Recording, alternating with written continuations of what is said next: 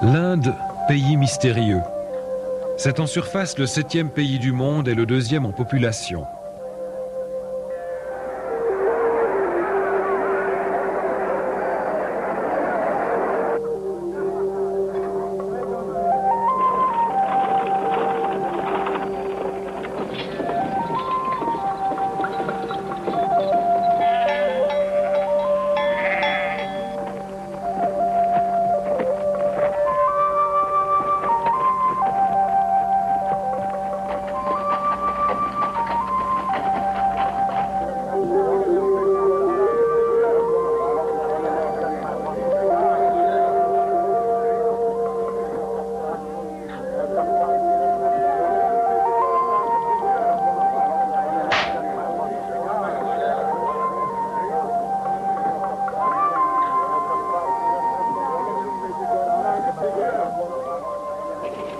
Il est riche en matières premières et en main-d'œuvre, mais le peuple indien est parmi les plus pauvres et les plus misérables sur Terre. Des millions d'Indiens souffrent de malnutrition, de maladies et de pauvreté extrême. Le peuple indien est apathique à cause de sa religion qui lui enseigne à accepter passivement la misère dans laquelle il est emprisonné par son style de vie même. Un auteur indien parle de l'Inde comme d'une civilisation malade, paralysée par ses propres croyances religieuses.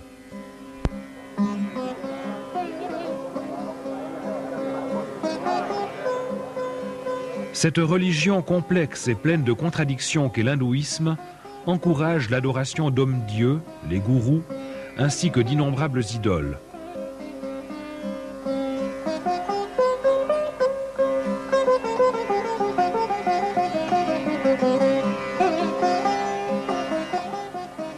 Cette religion déifie la nature et le sexe féminin.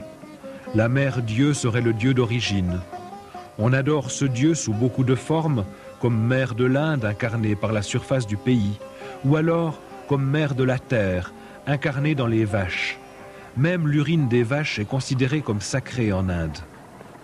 Kali, déesse de la mort et de la destruction, demande des sacrifices sanglants.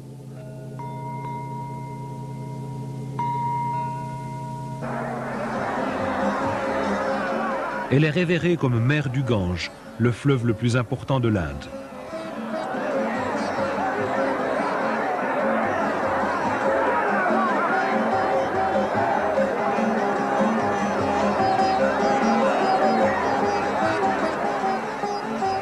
Ce fleuve est adoré par des millions de personnes qui y font leur toilette quotidienne sur ses rives, tout en y noyant chaque année des milliers de cadavres humains pour leur assurer une meilleure réincarnation. La pollution qui en résulte n'atténue en rien la fièvre spirituelle de ce peuple qui considère les eaux de ce fleuve comme essentielles pour toute cérémonie religieuse. Elle aurait des pouvoirs magiques et curatifs.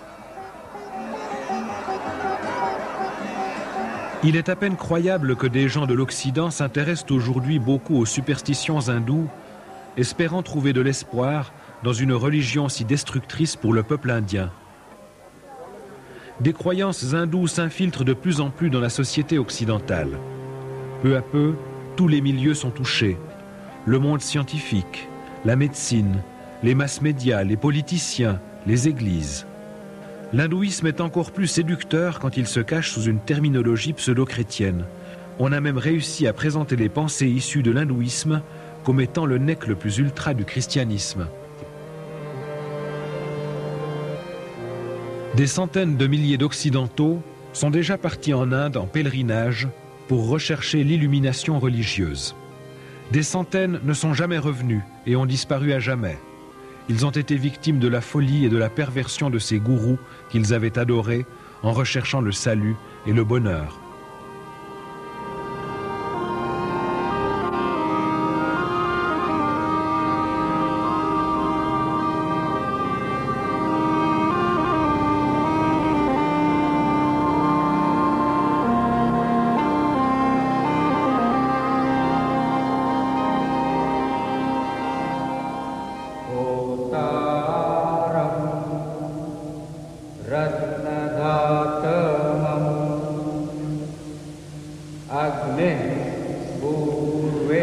Darshan Singh, un gourou de Delhi, a attiré à lui seul plus de 15 000 adhérents.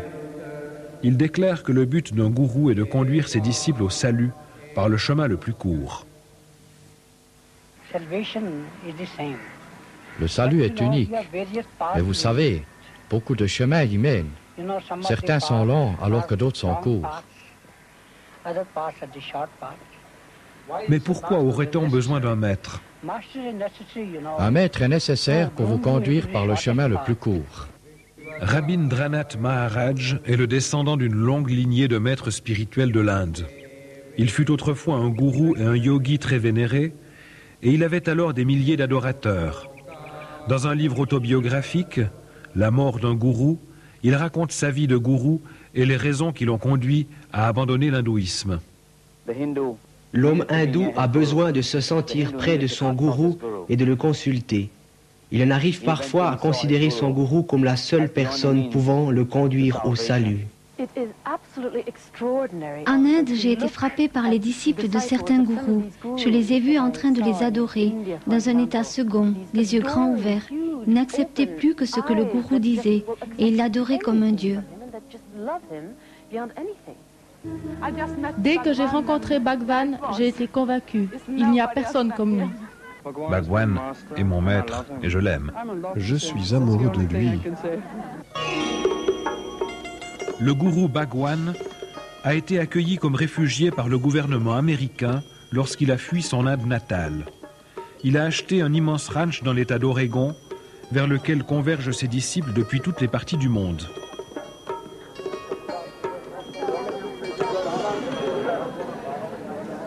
Le nom par lequel il se fait appeler signifie littéralement « professeur spirituel le plus élevé, seigneur de l'univers, honorable maître et roi ».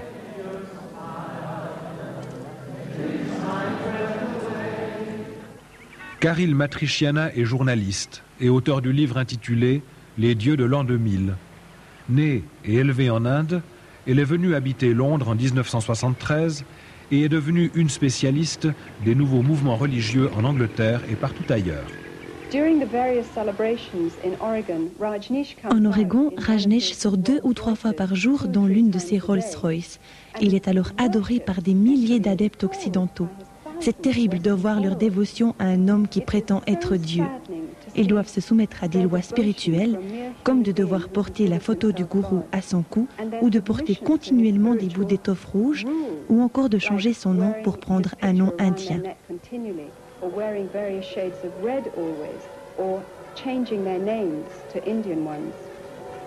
La femme qui est la main droite du gourou et son porte-parole, Shaila Silverman, tente d'expliquer l'attraction et le magnétisme qui sort de son maître. Eh bien, c'est une personne. Oh, je ne trouve pas les mots. C'est une relation amoureuse, maître et disciple. Quelque chose se passe dans votre cœur quand vous voyez le maître.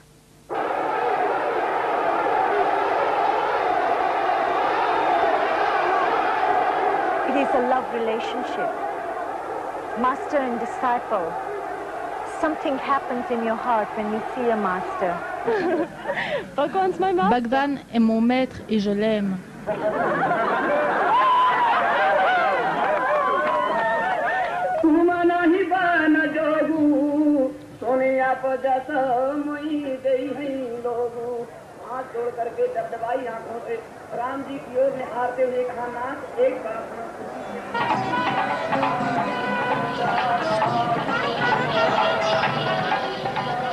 En ce qui concerne le pays de l'Inde lui-même, ce phénomène se retrouve à une échelle bien plus étendue. Par exemple, au festival de Kumala, durant la fête d'Aquarian à Allahabad, où 20 millions d'hindous se rassemblent autour des gourous.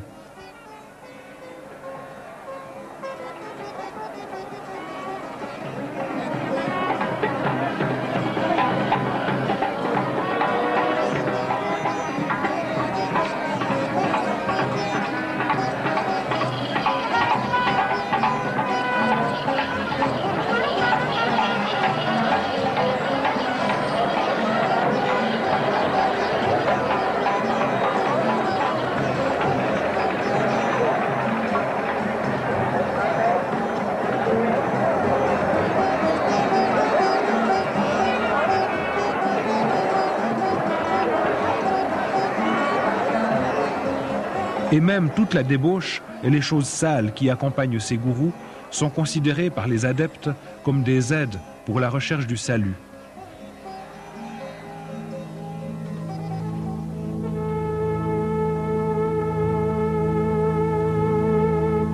Ces cérémonies et leur bestialité ont été photographiées et l'on peut ainsi mieux se rendre compte de ce qui se passe vraiment en Inde. Les prêtres qui se promènent tout nus sont considérés comme étant les plus spirituels et les plus saints. Plusieurs couvrent leur corps avec des cendres de crémation et répandent sur leurs cheveux du crottin de vache et d'autres saletés. D'autres sont en costume d'apparat et sous l'influence de drogues extrêmement puissantes.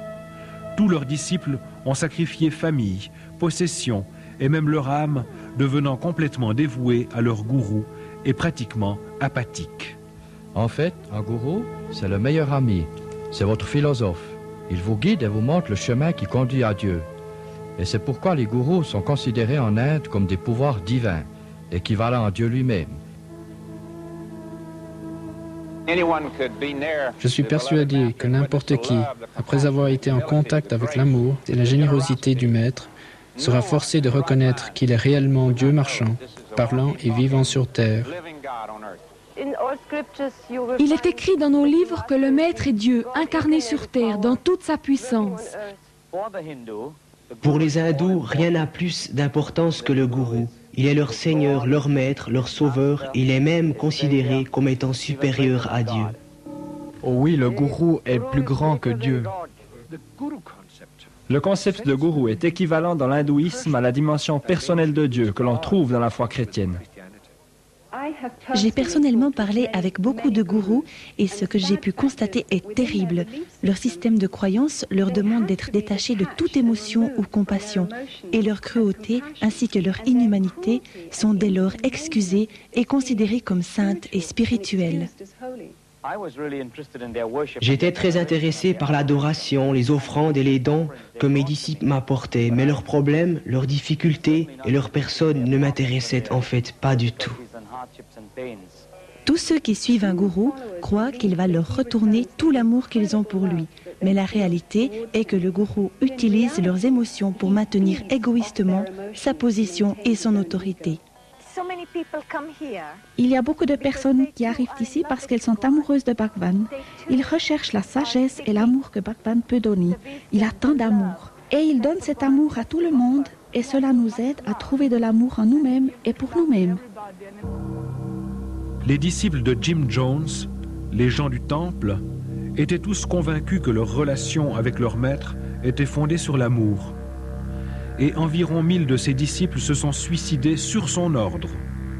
Ils considéraient ce geste comme le dévouement suprême au maître qu'ils aimaient, à cet homme qui se disait être Dieu, la réincarnation de Jésus-Christ. Le gourou Sai Baba est l'un des gourous les plus influents de l'Inde. Il a des millions de disciples indiens et de plus en plus d'occidentaux également. Voici ce qu'il dit de lui-même. « Je suis Dieu. Mon pouvoir est divin et ma puissance n'a pas de limite. Il n'est aucune force naturelle ou surnaturelle qui puisse être contre moi et m'empêcher d'accomplir ma mission. Aujourd'hui, c'est par centaines que ces hommes qui se prétendent Dieu arrivent en Occident. Faut-il s'en alarmer ?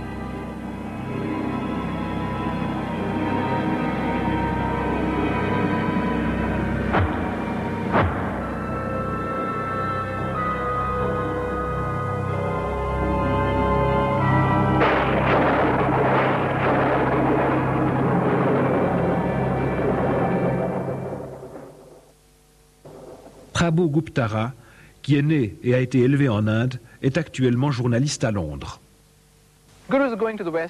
Les gourous viennent en Occident pour deux raisons. Premièrement, bien sûr, pour attirer des gens, les rallier à leur système de croyance et à leur propre religion. Et deuxièmement, parce qu'ils sont convaincus qu'ils ont quelque chose à offrir. Ils offrent en fait l'illusion d'une communion familiale qu'ils ne vivent pas. Des milliers de personnes deviennent les victimes des gourous. Beaucoup proviennent de familles instables et ont déjà été bien blessés dans la vie. Le docteur Os Guinness, enseignant à Oxford et conférencier mondialement connu, est l'auteur du livre Poussière de mort, qui a connu un succès retentissant. L'un des besoins les plus essentiels de l'homme moderne est de trouver le sens de sa propre vie et la stabilité qui en découle. Les habitants de l'Occident qui ne l'ont pas trouvé sont affamés de spiritualité et se tournent vers l'Orient sans examiner d'abord ce qui leur est proposé. Ed Senesi est un ancien membre de la Société internationale du mouvement Conscience de Krishna, plus connu sous le nom de Hare Krishna. Il fut même pendant 3 ans le rédacteur en chef de leur revue Retour vers Dieu. La famille n'a pas une bonne place dans la philosophie du mouvement Hare Krishna. On considère plus ou moins la famille comme étant néfaste. Eckhard Flöter, un talentueux journaliste allemand, est devenu un disciple de Rajneesh en 1979 et il a passé plusieurs mois en Inde avec lui. Rajneesh déclare que la structure familiale, le mariage et tous ces liens de sang doivent être abolis. Pour lui, la seule relation qui soit valable est celle qui existe encore entre lui et ses disciples. Cathy fut une disciple très dévouée de Maharishi Mahesh Yogi pendant 15 ans. Elle a été professeure et haute responsable de méditation transcendantale, connue sous l'abréviation de MT. Tout ce que je faisais était de m'intéresser à moi-même. Si vous avez une bonne relation avec votre femme ou vos enfants, cela n'est pas bon, car vous aurez alors une moins bonne communion avec l'organisation. Je n'avais pas d'autre choix que de devenir membre du mouvement pour pouvoir le suivre partout. Sinon, il aurait divorcé parce qu'il ne voulait pas être lié à personne d'extérieur. C'était simplement parce que la relation homme-femme est humaine, alors que Bhagwan est surhumain. C'est pourquoi il fallait lui donner tout son amour. Il faut se demander si ces personnes aimaient aussi leurs voisins, leur famille, avec un amour aussi grand. Alexandra Schmidt est une spécialiste française en matière de nouveaux mouvements religieux. Combien sont-ils à avoir été totalement aveuglés par leur amour quant aux défauts et aux aspects négatifs des gourous? Hélène est un porte-parole de l'organisation du yogi Brahma Kumaris Raja, qui est intégralement dirigée par des femmes et compte 800 centres dans 40 pays.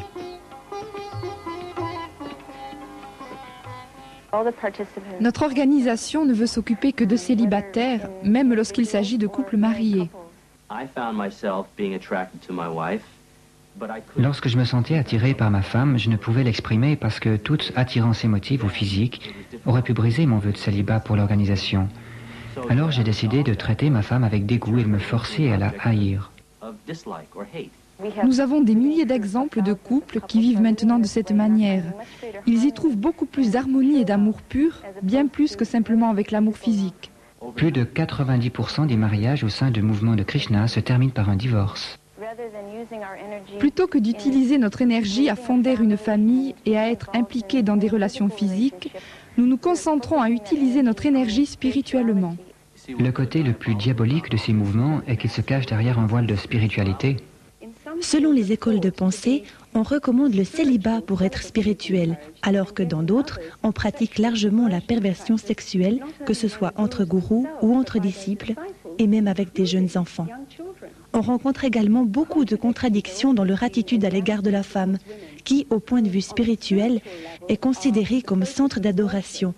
Leur féminité est considérée comme étant la puissance créatrice de Dieu. Par exemple, on considère que d'être initié par une femme yogi est bien plus sain que de l'être par un homme. Et pourtant, dans la vie de tous les jours, la femme a un rang considéré comme inférieur à l'homme et elle est traitée comme moins qu'humaine. Johannes Argaard est professeur à l'université d'Aarhus au Danemark. Il est un expert au niveau européen pour ce qui concerne l'hindouisme et tout son mouvement de conquête mondiale. Il faut savoir que selon la doctrine hindoue, il n'y a pas de salut pour les femmes. Cela signifie que si une femme désire être sauvée, elle doit durant cette vie servir les hommes pour espérer renaître dans une prochaine vie en une personne mâle. Lors d'une conversation que j'ai eue avec un groupe de femmes missionnaires de Hare Krishna, elles ont affirmé et argumenté avec vigueur que le plus stupide des hommes est de toute façon bien plus intelligent que la plus douée des femmes.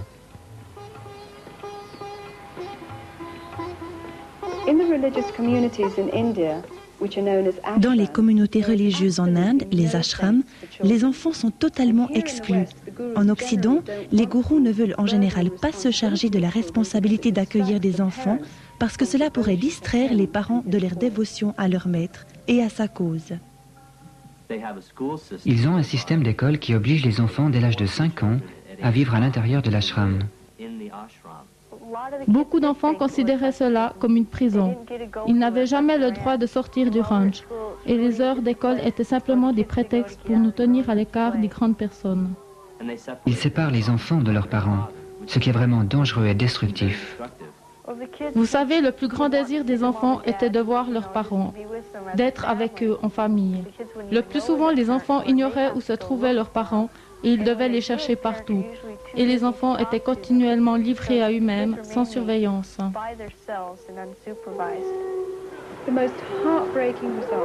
Le résultat le plus terrible de cette invasion de l'Occident par les gourous est que les enfants souffrent de leur manière d'envisager la vie de famille.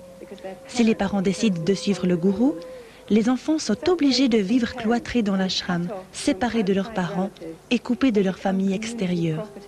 Ils deviennent la propriété de la communauté. Ils perdent toute identité et individualité. Le pasteur Friedrich Haar a écrit plus de 30 livres. Il est un expert allemand qui fait autorité en matière de nouveaux mouvements religieux. Les enfants cloîtrés dans ces communautés ne sont éduqués que pour suivre les commandements du maître. Ils ne peuvent jamais expérimenter quelque liberté que ce soit, ni apprendre à être responsables dans la vie, à faire leur propre choix ou à prendre librement une décision. J'étais en contact avec ces enfants. Nous sommes allés dans des parcs et je les ai vus avoir peur des autres personnes, uniquement parce qu'ils ne ressemblaient pas à des disciples de gourou. Ils n'avaient pas le crâne rasé, n'étaient pas habillés de robes imposées par le mouvement. En fait, je ne voulais jamais quitter le ranch parce que les gens de l'extérieur m'effrayaient. Cela provoquait une telle crainte en moi que je préférais rester toujours à l'écart. Pourquoi donc une organisation se donne-t-elle tant de peine pour briser tous les liens de la famille? La seule explication que je trouve est que cela se fait uniquement pour mieux contrôler tous les individus, par le principe de la division et de la conquête. La Guru Gita, l'un des documents les plus importants de l'hindouisme, dit que le disciple ne doit pas seulement adorer le gourou comme étant Dieu, mais il doit également se soumettre à lui totalement, ainsi que tout ce qu'il possède. La plupart des gourous que je connais qui vivent à l'Ouest sont immensément riches. Les gourous s'intéressent beaucoup plus à des disciples blancs qu'à des Indiens, principalement à cause de tout l'argent qu'ils peuvent recevoir des Occidentaux. Rob a pratiqué la méditation transcendantale pendant 13 ans. Il était un maître de MT et enseignait à l'Université internationale de Maharishi. Le mouvement de méditation transcendantale est très riche. Il possède une énorme surface de terre partout dans le monde. De grands hôtels luxueux en Suisse, etc. Il se faisait servir à manger 6 fois par jour dans un service en argent, dormait sur un lit des plus doux et se déplaçait en Mercedes. Il était supposé être si détaché des biens matériels qu'il avait le droit d'en profiter sans danger pour sa spiritualité. L'argent est le dernier de nos soucis. Des centaines de gourous se sont enrichis de façon incroyable à l'Ouest par les dons ou taxes de leurs disciples, ainsi que par les revenus des souvenirs, images et reliques qu'ils vendent à ceux qui veulent adorer ces hommes qui se proclament eux-mêmes dieux. Ils possèdent d'énormes propriétés. Ils ont leur propre garde du corps armée, vivent dans de luxueux hôtels et se déplacent dans leurs avions ou hélicoptères privés, voire, dans le cas de Rajneesh, dans l'une de ses 40 Rolls-Royce personnelles.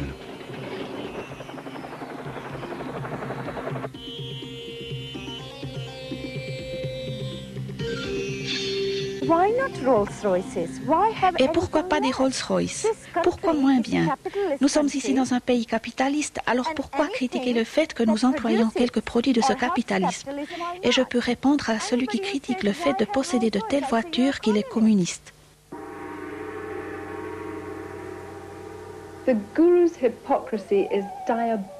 L'hypocrisie des gourous est tout à fait diabolique. Ils critiquent le matérialisme et le commercialisme de l'Ouest et persuadent leurs adeptes que le non-matérialisme et son rejet total va les élever spirituellement. Ces dieux de l'an 2000 critiquent les banques, mais je connais nombre de ces mouvements qui sont impliqués dans les trafics de drogue, de contrebande, de prostitution ou d'armes, dont l'unique but de gagner le maximum d'argent pour le maître. Je connais beaucoup de femmes disciples qui se sont prostituées à Bombay pour apporter de l'argent à leur gourou. Si vous savez faire fonctionner votre cerveau, vous savez comment gagner de l'argent. C'est un art.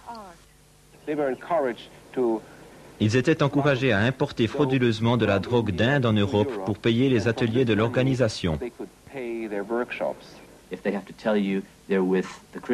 Ils vous diront qu'ils collaborent avec des organisations charitables ou qu'ils utilisent cet argent pour sauver des Vietnamiens.